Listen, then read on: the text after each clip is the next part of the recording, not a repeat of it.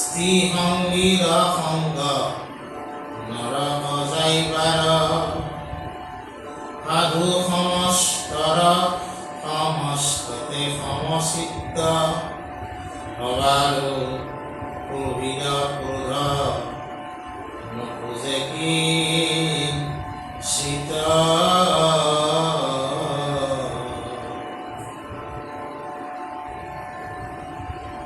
আজি আমাৰ ৰত্নাৱলী কি কৈছে যে আচলতে শ্ৰীমদ যি ভাগৱত শাস্ত্ৰ আছে এই শাস্ত্ৰৰ সব শাস্ত্ৰৰে এটা উদ্দেশ্য আছে। শাস্ত্ৰখন প্ৰণয়ন কিয় হৈছে?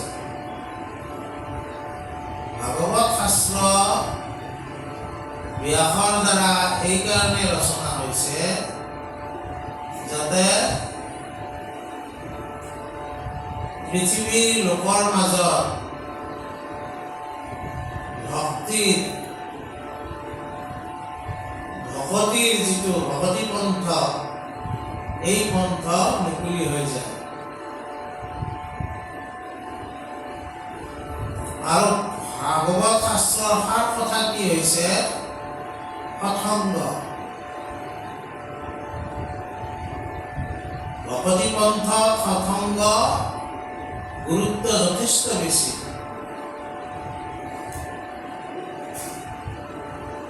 আমাৰ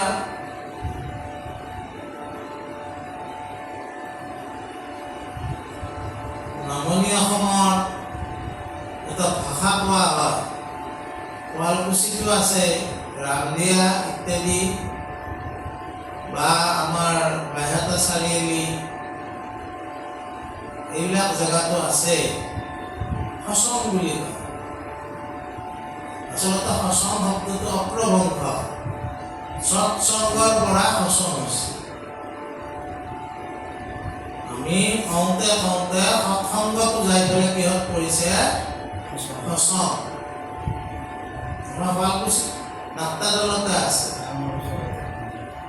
তাতে মানে কি হয়, ভকতসকলে লগ লাগি ঈশ্বৰৰ কথা আলোচনা কৰে। ঈশ্বৰৰ কথা য'ত আলোচনা হয় তাকে সৎসংগ বোলা হয়। বুজা নাই? গতিকে ভাগৱতৰ সাৰ কি হৈছে? সৎসংগ। আৰু আমাক ৰত্নাৱলী তথা এই ভক্তিৰ শাস্ত্ৰসমূহে সৎসংগ অনুসৰণ কৰিব দিছে। সৎসংগৰ দ্বাৰা কি লাভ হয়? সৎসংগ অবিহনে ভক্তি নহয়। আৰু একেদৰে আমাক কৈছে যে অসৎসংগ আমি ত্যাগ কৰিব লাগিব। কাৰণ অসৎ সংগই তোমাক অসৎ বস্তুৰ প্ৰতি মোহান্বিত কৰিব, যিটো সৎ নহয়।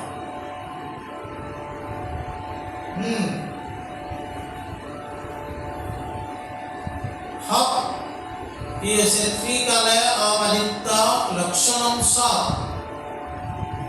তিনিটা কালতে যি পৰিৱৰ্তন নহয় সেইটোৱে সৎ। সেইটোৱে হৈছে পৰম সৰ্বোচ্চ সত্তা। বাকীবিলাক আমাৰ চব পৰিৱৰ্তন হৈ সেইকাৰণে সেইবিলাকক সৎ বোলা হোৱা নাই।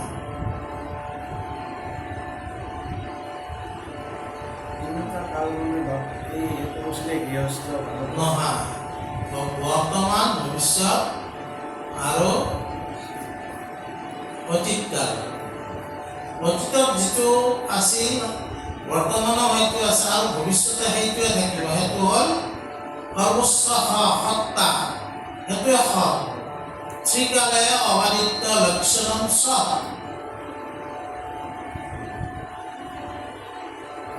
এইটো অদ্বৈত দৰ্শন শংকৰাচাৰ্যৰ দৰ্শনৰ কথা। গতিকে আমাক সৎসংগ অনুসৰণ কৰিবলৈ দিছে, আনহাতে অসৎ সংগ আমাক ত্যাগ কৰিবলৈ দিছে।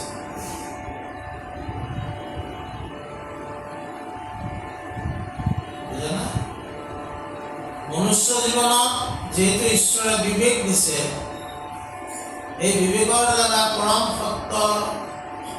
সত্যৰ সন্ধানত আমি আচলতে এই বিবেকক খটুৱাব লাগে। কিমান ছাকচেছ হওক, কিমান ছাকচেছ নহওক, সেইটো কোনো কথা নাই। বুজা নাই? তাৰপিছত কৈছে যে এই সৎসংগ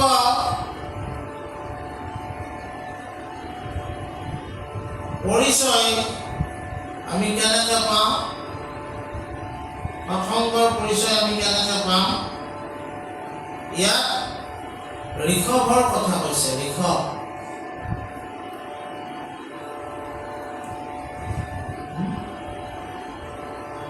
আমাৰ ঋষভৰ কথা, ঋষভ যিটো অৱতাৰ, এইটো চতুৰ্বিংশতি অৱতাৰ, 24 অৱতাৰৰ এটা অৱতাৰ। আমাৰ সাধাৰণতে 10 অৱতাৰৰ কথা সকলোৱে জানে। মৎস্য কুৰ্ম নৰসিংহ, বামন পৰশুৰাম, হলিৰাম বৰাহ শ্ৰীৰাম, বুদ্ধ কল্কি নামে দশ, আকৃতি ধৰিছে কৃষ্ণ, তজুপমে কৰহো প্ৰণাম। আৰু বহুত মন্দিৰতো এই 10 অৱতাৰ অংকন কৰা থাকে বা পূজিত কৰা থাকে। কিন্তু মহাপুৰুষ শংকৰদেৱ গুৰুজনাই কীৰ্তনৰ আৰম্ভণিতে যিটো অধ্যায় আছে, চতুৰ্বিংশ অৰ্থাৎ 24 অৱতাৰৰ কথা লিখিছে। তাৰে ভিতৰত ঋষভো এজন অৱতাৰ। কেনেকুৱা অৱতাৰ আছিল সেই সম্পৰ্কে মহাপুৰুষে কেনেকৈ লিখিছে?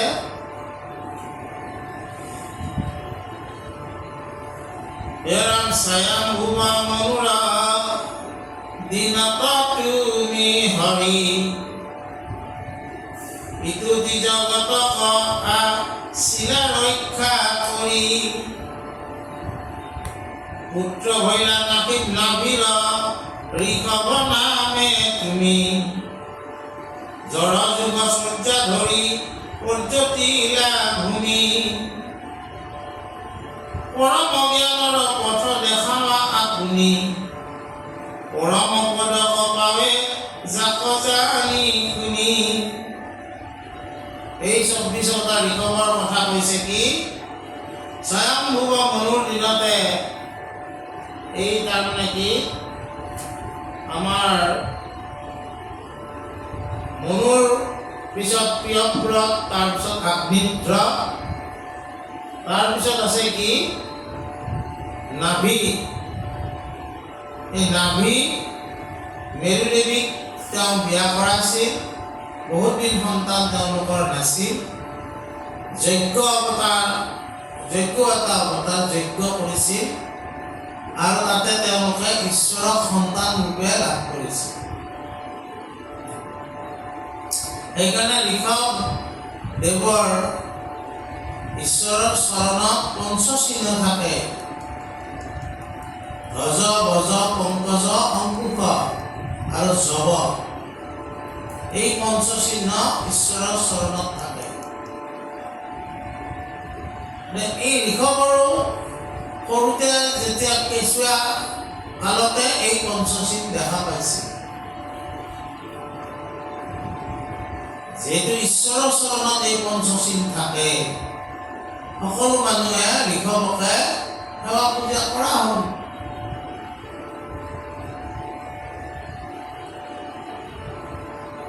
তেতিয়া ইন্দ্ৰৰ খং উঠিল। ইন্দ্ৰই বৰষুণ বন্ধ কৰি দিলে। বৰষুণ বন্ধ কৰি দিওঁতে খেতি বাতি নোহোৱা হ'ল। তেতিয়া এই ঋষভে যুগ বলৰ দ্বাৰাই বৰষুণ আনিলে। তাৰপিছত এই ঋষভৰে 100 পুত্ৰ জন্ম পালে। তেওঁৰ ডাঙৰ ল'ৰাটোৰ নাম ভৰত আছিলে। তাৰ দ্বাৰাও এটা নাম ভাৰতবৰ্ষ অহা বুলি কোৱা হয়।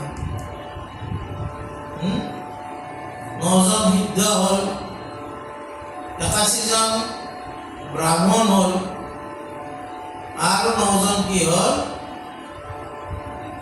মানে বৰ্ষপতি বুলি কয়। বুজা নাই? এই হ'ল মানে এখন হিচাপ। তাৰমানে এই ঋষভদেৱে ভৰতক ৰাজ্যভাৰ দি তেওঁ কি হ'ল, তেওঁ তাৰমানে সকলো ত্যাগ কৰি দক্ষিণ ভাৰতৰ কৰ্ণাটক প্ৰদেশৰ কটুক পৰ্বতত মানে তেওঁ আৰু মানে তপস্যা কৰিলে, সকলো তেওঁ ত্যাগ কৰিলে, অন্ন চন্ন চব ত্যাগ কৰিলে। গতিকে সেই ঋষভৰ কথা আমাক কৈছে, যিজনে সকলো ত্যাগ কৰিব পাৰে তেওঁৱে সন্ত বা মহন্ত হ'ব পাৰে। কামনা বাসনা চব ত্যাগ কৰা জনকে সন্ত বা মহন্ত বুলি কোৱা হৈছে। আৰু তেনেকুৱা মহন্তৰ সেৱা কৰাটোকে মুকুতিৰ দুৱাৰ বুলি কৈছে। তুমি ঈশ্বৰক সেৱা নকৰিলেও হ'ব, এনেকুৱা যদি মহন্ত এজন তোমাৰ ভাগ্যত লাভ পোৱা, তেওঁক কিবা কৰি সেৱা কৰিব পাৰিলে তাৰমানে তুমিও মুকুতিৰ দুৱাৰত উপস্থিত হ'বা। আৰু ইয়াত কৈছে বাকী নৰকৰ দুৱাৰ কোনখন? বুজা নাই? নৰকৰ দুৱাৰ হ'ল কামিনীৰ সংগ লোৱাটো। এইটো হ'ল নৰকৰ দুৱাৰ।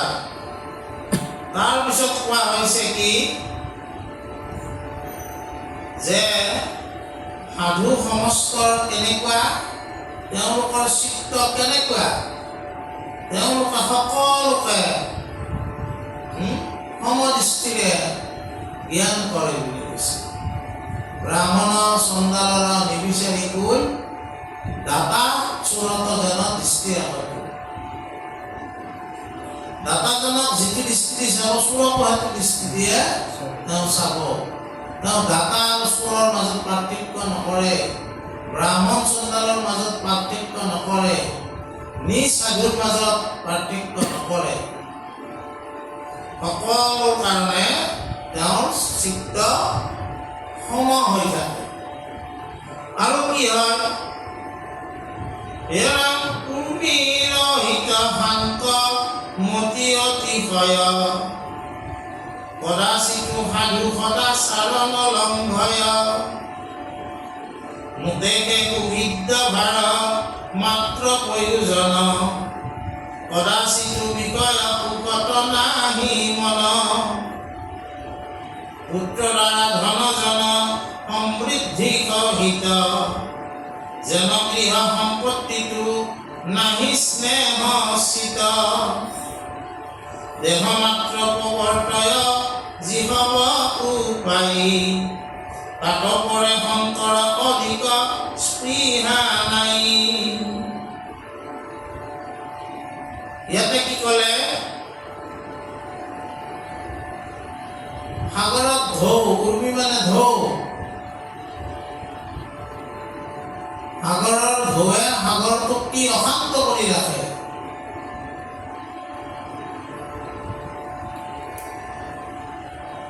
সাগৰ অনবৰত সি ঢৌ খেলি থাকে।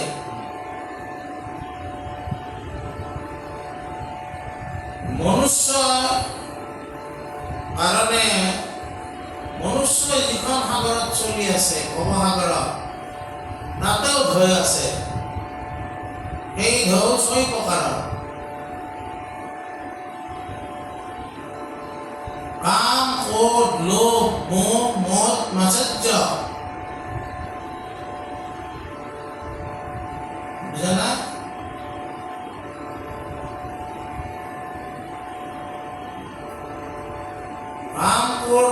মুখ মধ্যাচাৰ্য এইবিলাককো কি বুলি কৈছে? ঢৌ বুলি কৈছে।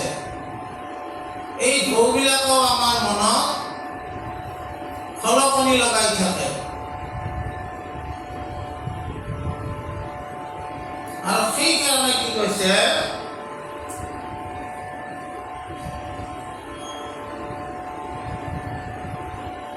সন্তসকলৰ মন বা হৃদয় এই ঢৌ নাথাকে আৰু এই ঢৌ নাথাকে কাৰণে সন্তসকলৰ হৃদয় সদায় শান্ত হৈ থাকে।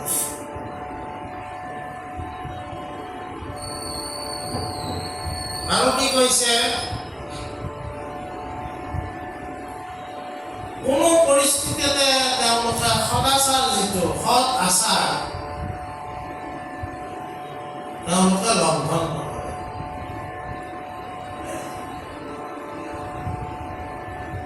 তেওঁলোকৰ খং নুঠে, কামনাও নাই, ক্ৰোধো নাই,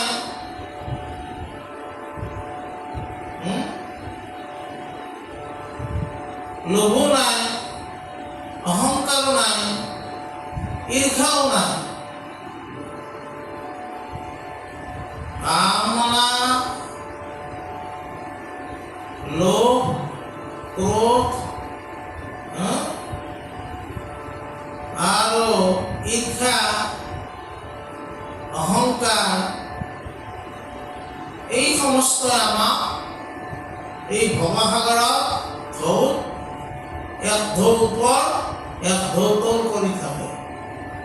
কিন্তু সন্তসকলে শান্ত, তেওঁলোকৰ হৃদয় শান্ত হৈ থাকে আৰু সেইকাৰণে সদায় সদাচাৰতে তেওঁলোক থাকে, কোনো অধাচাৰ নকৰে। আৰু কি কৈছে? তেওঁলোকৰ একমাত্ৰ সুহৃদতা, আত্মীয়তা কাৰ লগত থাকে? ভগৱন্তৰ লগত থাকে। বিষয় মুখ আমিবিলাকে কি কৰোঁ? বিষয় মুখৰ কথা ভাবোতে ভাবোতে ঈশ্বৰ ৰহিত হৈ থাকোঁ। অনাত্মা দেহক আত্মা বুদ্ধি কৰি হৰি হৰি হৰিয়ে তুমি পৰমাত্মা ঈশ্বৰ হৈলহ বঞ্চিত। এই শৰীৰৰ কথা ভাবি, শৰীৰৰ সুখ এইবিলাক কথা ভাবিয়ে আমি আত্মিক সুখৰ পৰা বঞ্চিত হৈ থাকোঁ। এওঁলোকে এই শাৰীৰিক যিটো সুখ, মানসিক যিটো সুখ, এইবিলাক সুখৰ পৰা ঊৰ্ধত গৈ পাৰমাৰ্থিক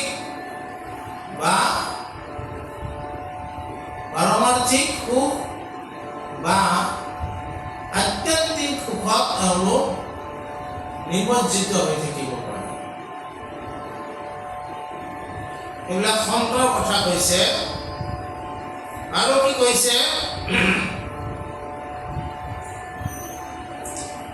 পুত্ৰ দ্বাৰা ৰাজ্য ধন জন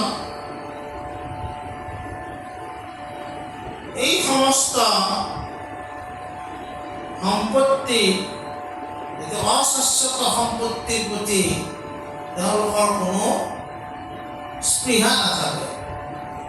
শাশ্বত সম্পত্তি ভগৱন্তৰ চৰণ যুগল লাভৰ তেওঁলোকৰ ইচ্ছা থাকে, কিন্তু এই অশাশ্বত সম্পত্তিৰ কাৰণে তেওঁলোকৰ স্পৃহা নাথাকে। আৰু কি আছে? দেহাটো মাত্ৰ চলি থকাৰ কাৰণে যি খাব লাগে খাব, যি পিন্ধিব লাগে পিন্ধিব, অতিৰিক্তকৈ তেওঁলোকে একো চিন্তা নকৰে। গতিকে এই ক্ষেত্ৰত আমি আজি এই সন্তসকলে আচলতে কি সত্যৰ কাৰণে তেওঁলোকৰ স্পৃহা থাকে। সৎ আৰু অসৎ, সৎ তিনি প্ৰকাৰৰ। এক হ'ল প্ৰাতিভেষিক সৎ, এক হ'ল ব্যৱহাৰিক সৎ, আৰু এটা হ'ল পাৰমাৰ্থিক সৎ। প্ৰাতিভেষিক সৎ কোনবিলাক? যিবিলাক আমি সপোন দেখো, সপোনবিলাক প্ৰাতিভেষিক সৎ। সপোনত মই ৰজাও হওঁ, সপোনত মই বিয়াও কৰাম, নানান ধৰণৰ কাম কৰোঁ। সপোনত মই আমেৰিকাতো যাম। সপোন দেখি থকা সময়খিনি যিখিনি সময় সৎ, সত্যৰ দৰে লাগে, সেইটো প্ৰাতিভেষিক সৎ। আৰু যেতিয়া আমি জাগো, বুজা নাই, যেতিয়া আমি জাগ্ৰত হওঁ, এই জাগ্ৰত সময়খিনিতো আমি কি কৰোঁ? আমি সদায় পৰিৱৰ্তনটোহে দেখি থাকোঁ।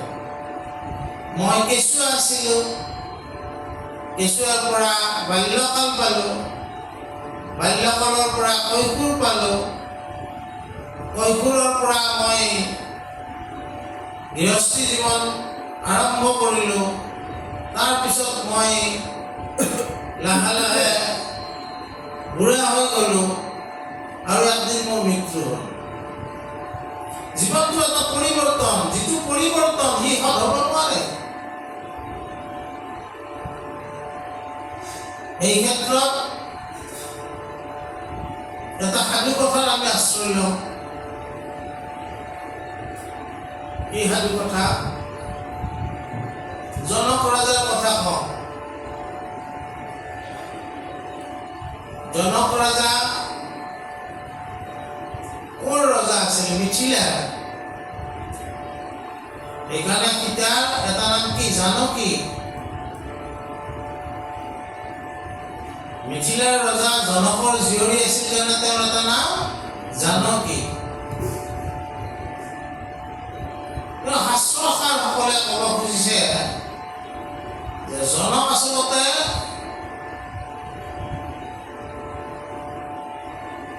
এজন নহয়, জনক বহু কেইজন। মিথিলাৰ যে প্ৰজাসকলক ৰক্ষা কৰি থাকে তেওঁকে জনক বোলা হয়।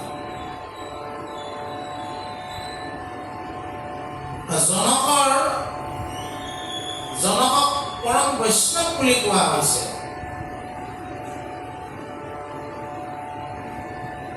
জনকক আত্মজ্ঞানী বুলি কোৱা হৈছে। জনক এজন এনে ৰজা আছিল, এনে আত্মজ্ঞানী ৰজা আছিল। এই ভাগৱতৰ ৰচক ব্যাসে নিজ পুত্ৰ শুকক জনকৰ ওচৰত আত্মজ্ঞান লাভ কৰিবলৈ পঠাইছিল। সেইটো এটা বেলেগ ঘটনা। আমি জনকৰ কথা ক'ব ওলাইছোঁ। এই জনক ৰজাই নতুন এটা সপোন দেখিলে। তেওঁ এখন ৰাজ্যত ভিক্ষা খুজি আছে।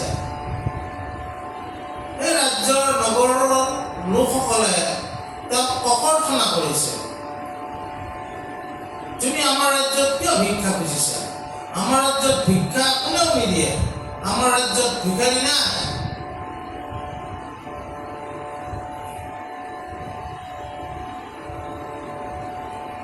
তেতিয়া মানে জনক ৰজা সপোনতে দেখি আছে এইবিলাক।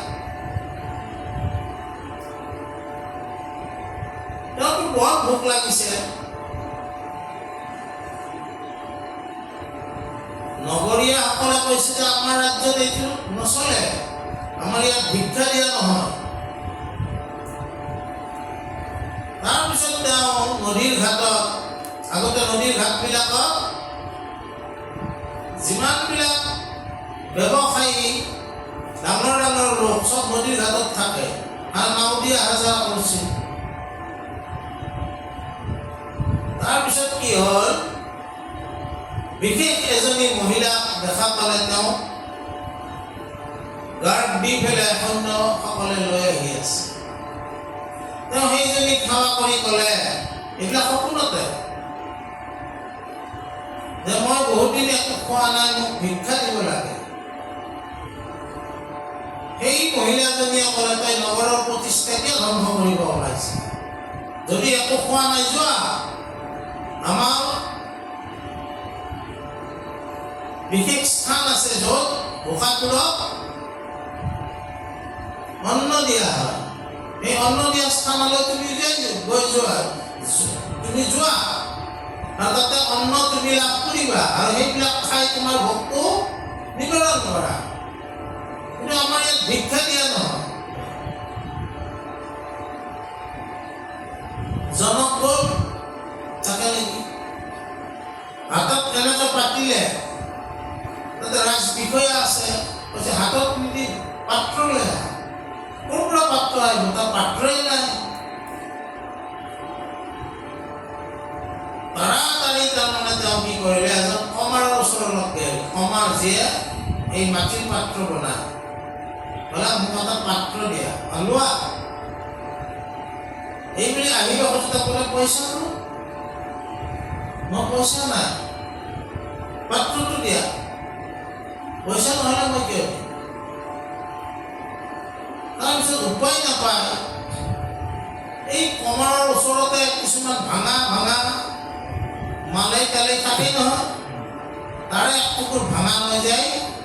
তেওঁ মানে কি কৰিলা, অন্ন ল'লে তাতে। খাব ওলাওঁতে যেতিয়া হাল গৰুৱে খেদি আহোঁতে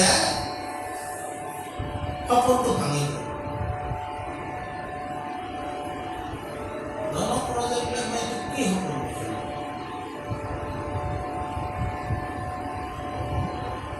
মই জনকটো সঁচা না সপোনৰ জনকটো সঁচা? মই ৰজাজনক সঁচা না ভিখাৰীজনক সঁচা? অলপ আজল লাগিল জনক।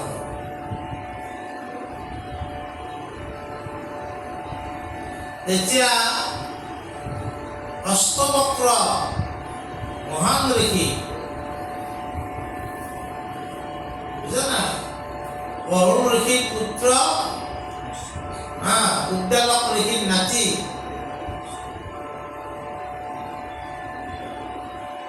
তেওঁৰ ওচৰত গ'ল। জনকে সুধিলে যে মই এনেকুৱা এটা সপোন দেখিলোঁ, এতিয়া আপুনি মোক ক'ব লাগে এই সপোনৰ ভিখাৰীজনকটো সঁচা না মই জাগ্ৰত অৱস্থাৰ ৰজাজনকটো সঁচা?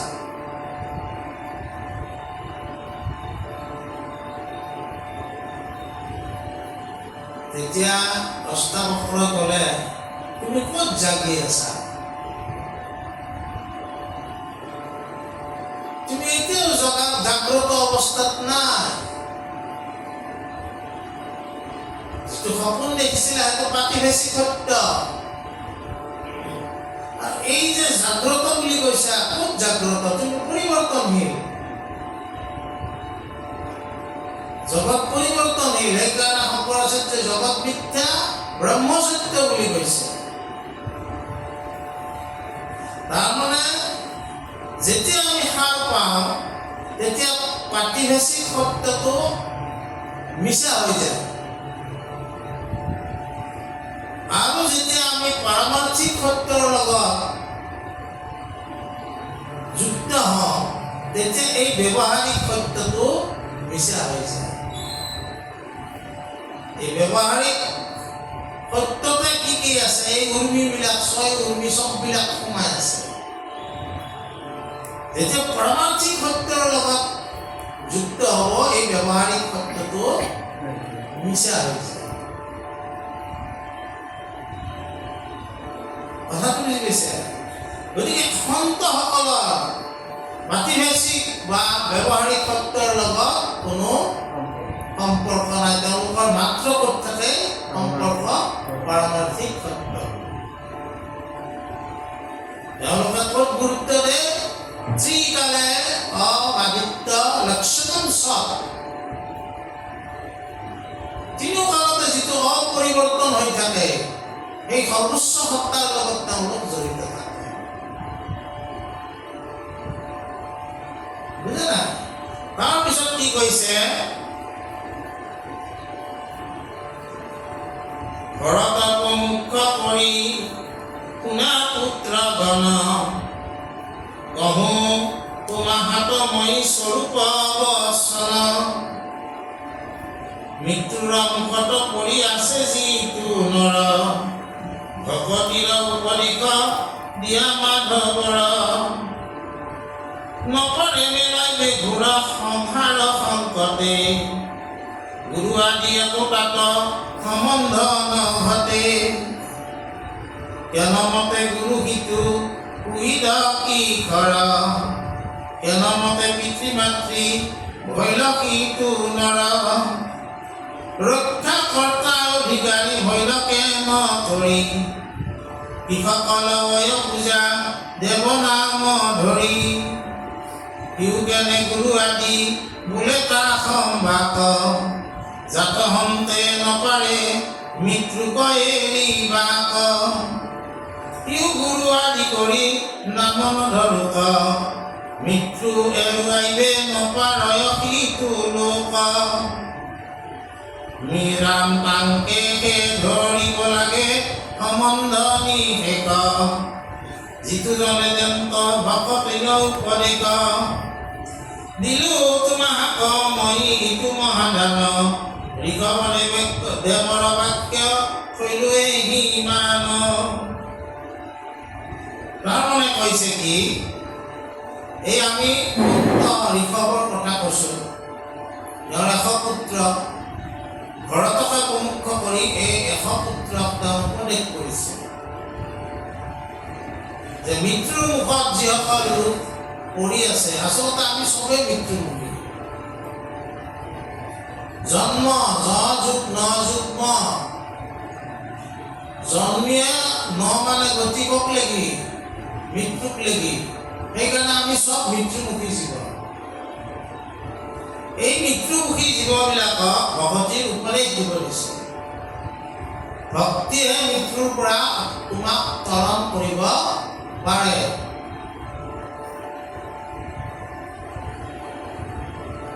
জীৱৰ তৰণ হেতু নাৰায়ণ বৈকুণ্ঠ তেজীয়া আখি, অহয় মাধৱ নানাবিধ ৰসে প্ৰচাৰিলে যশ ৰাখি।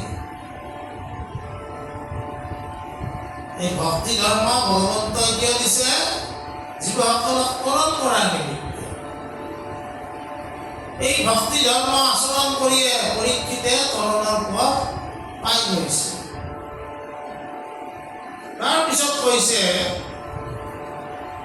যে এই মৃত্যুমুখী, আমিবোৰ মৃত্যুমুখী মনুষ্য, মৰণাসন্ন মনুষ্য। আমি সকলোৱে মৰিম। 7 দিনৰ ভিতৰতে তক্ষকলে উঠিব। 7 দিনৰ ভিতৰত ময়ো মৰিম। একনাই সোমবাৰে মৰিম, নহ'লে মঙলবাৰে মৰিম, নহ'লে বুধবাৰে মৰিম, নহ'লে বৃহস্পতিবাৰে মৰিম, নহ'লে শুক্ৰবাৰে মৰিম, শনিবাৰ নহ'লে ৰবিবাৰ। কোনো 8 দিনত নমৰে, 7 দিনতে মৰে। এই মৃত্যুমুখী জীৱবিলাকক এটা ঘোৰ সংকট। এই সংকটৰ পৰা হাত সাৰাৰ কাৰণে আমি কি হ'ব লাগিব? আমি গুৰুমুখী হ'ব লাগিব। গুৰুমুখী।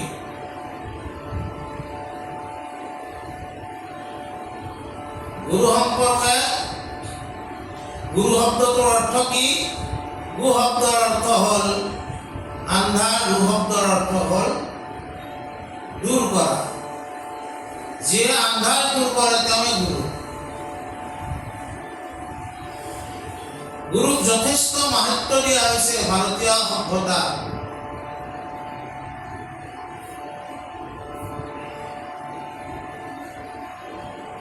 মাধৱদেৱে গুৰু ভটিকাত কি লিখিছে? মাধৱ দিন মূৰ্খমতী,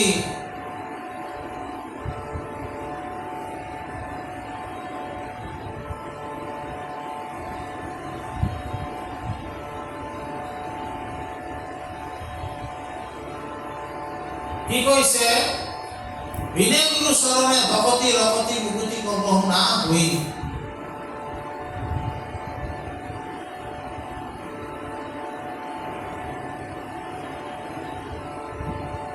বিনে গুৰুৰ চৰণ শৰণ নোলোৱা কৰি আৰু ভক্তি মুক্তি বা শুদ্ধ তেজৰ তেওঁ অধিকাৰী হ'ব নোৱাৰে। মাধৱ দিন মূৰ্খমতী বাণী সব শুন লুই বিনে গুৰু চৰণে ভকতি ৰকতি মুকুতি কবহু না হুই। এই গুৰুৰ ওচৰত কৰিছে আৰু উপনিষদত কি কৈছে গুৰু সম্পৰ্কে জ্ঞানম মূলম গুৰুমূৰ্তি পূজ্যম মূলম গুৰুপদম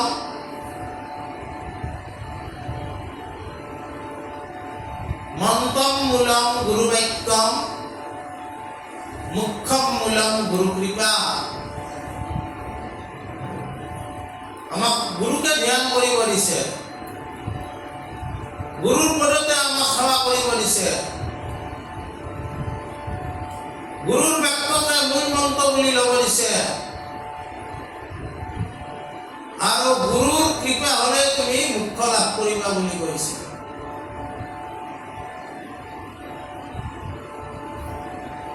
বুজা নাই?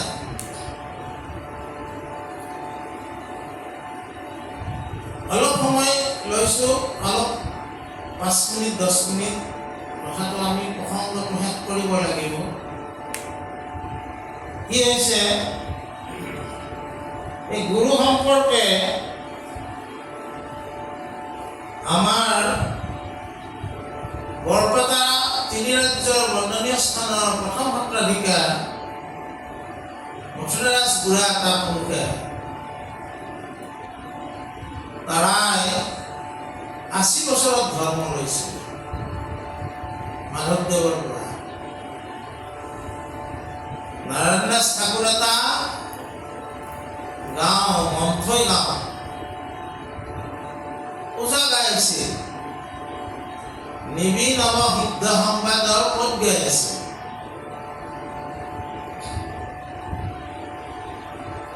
নাৰায়ণ দাস ঠাকুৰ এটাই তেওঁ সুধিলে যে কি পদ গাইছা, কোনে ইয়াৰ পদকৰ্তা?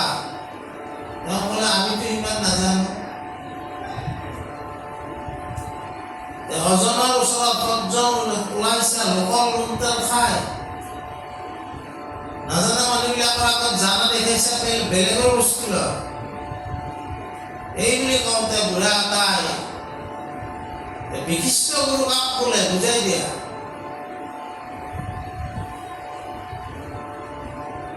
এতিয়া তেওঁ নোৱাৰিলে,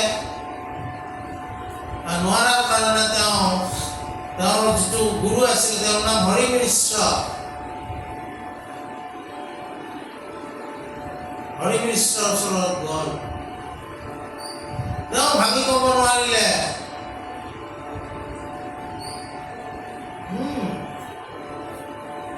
তেতিয়া হৰি মিশ্ৰই ক'লে যে সুন্দৰীত মাধৱদেৱ আছে, তেওঁ 10 প্ৰকাৰে বুজাই দিব, যোৱা।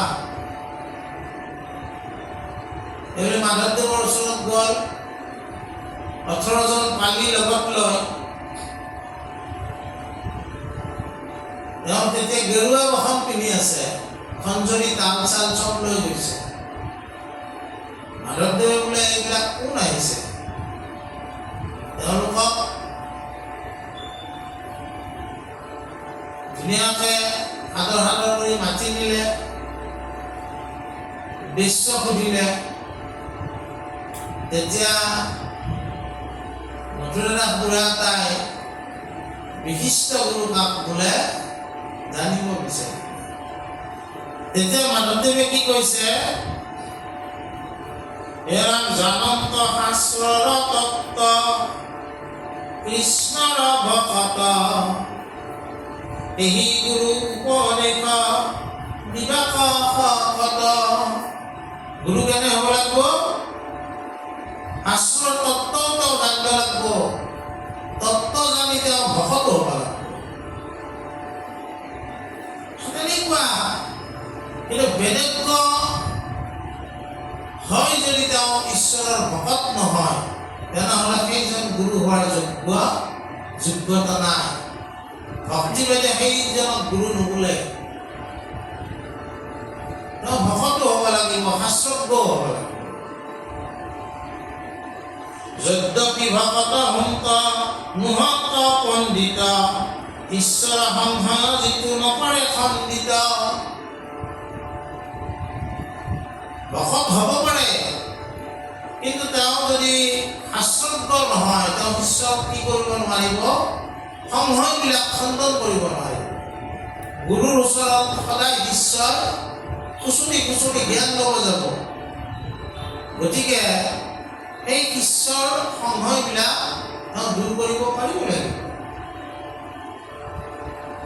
শাস্ত্ৰক জানন্ত যদি নুহিকা ভকত আনৰ উপদেশ বোধ নোপোজে কিশ্বত তেওঁ অকল শাস্ত্ৰ বহুত জানে কিন্তু তেওঁ ভকতীয়া আচৰণ নাই তেওঁ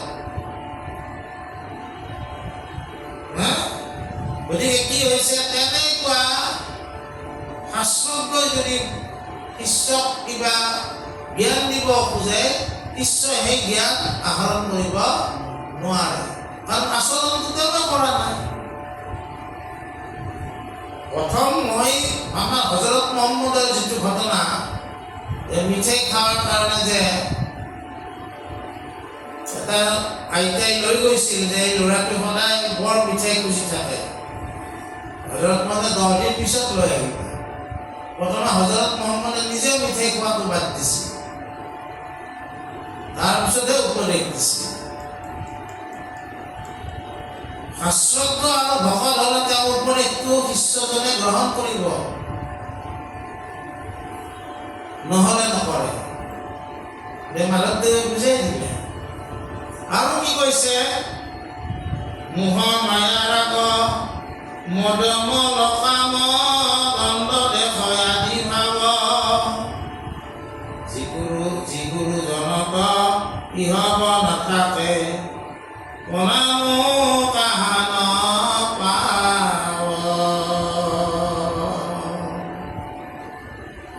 গুৰুৰ মোহ নাথাকিব লাগিব মায়া ৰাগ মদ মল কাম দ্বন্দ্ব দেশ এইবিলাক আচৰণ তেওঁ থাকিব নালাগিব গতিকে সেইজন গুৰুক প্ৰণাম জনাইছে আজি আমাক ৰত্নাৱলীয়ে কৈছে ঋষভদেৱৰ জৰিয়তে যে আমি ভকতি পন্থ অনুসৰণ কৰিব লাগিলে গুৰুৰ চৰণত শৰণ হ'ব লাগিব আমাৰ গুৰু কোন শ্ৰীমন্ত শংকৰদেৱ আৰু মহাপুৰুষ মাধৱদেৱ এই দুজনা গুৰুৰ চৰণত আমি শৰণ লৈ ভকতি পন্থ খোজ দিব লাগিব এইখিনিকে আজি আমি আলোচনা কৰিব